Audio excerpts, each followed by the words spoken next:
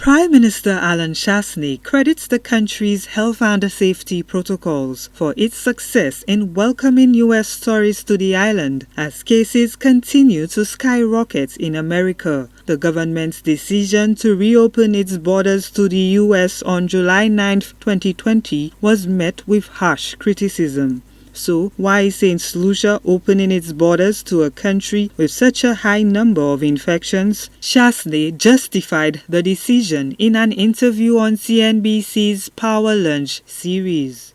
In St. Lucia, we've had 25 cases. We have 100% recovery. We have an R rate between 1 and 2 with the cases that we've had.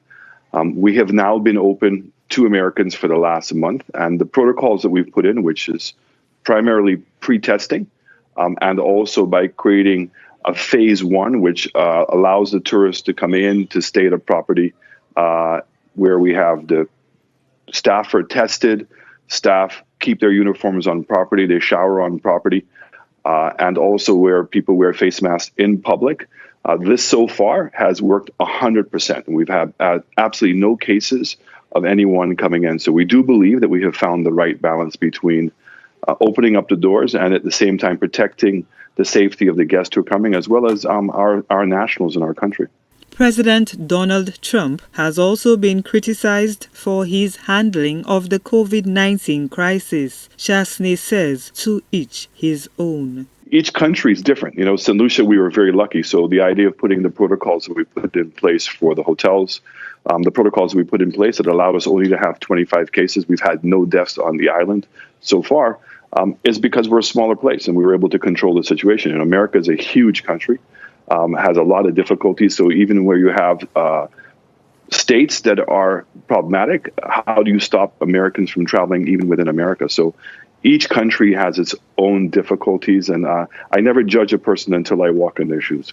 The global tourism sector continues to be severely affected by travel restrictions and health protocols due to the pandemic. Tourism accounts for 65% of St. Lucia's GDP. The Prime Minister revealed that borrowing to help cushion the blow will place greater strain on the country's fiscal position.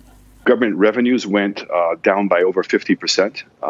We had huge unemployment, just exactly what took place in the United States of America. We had to introduce a social stabilization program, which was income support, and certainly making sure that people were generally safe.